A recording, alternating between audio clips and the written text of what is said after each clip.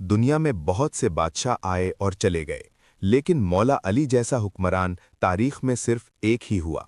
वो हुक्मरान जो खुद भूखा रहता था मगर अपनी रियाया को भूखा नहीं देख सकता था।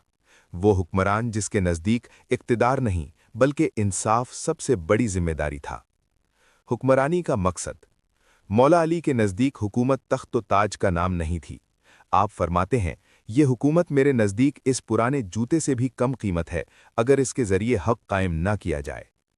आपने हुक्मरानी को फ़ायदा नहीं बल्कि अमानत समझा, इसीलिए आपकी ज़िंदगी सादगी, तक़वा और ज़िम्मेदारी की मिसाल बन गई। हिस्सा दोम, इंसाफ की अजीम मिसाल। एक मर्तबा मौला अली का ज़ाती मामला अदालत में पेश हुआ। दूसरी तरफ एक आम शहरी था और फैसला एक काजी को करना था।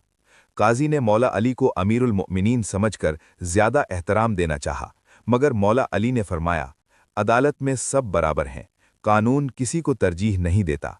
जब फैसला आम शहरी के हक में हुआ तो मौला अली ने बगैर किसी नाराज़गी के उस फैसले को कबूल किया। यही था अली का इंसाफ। हिस्सा सोम, गरीबों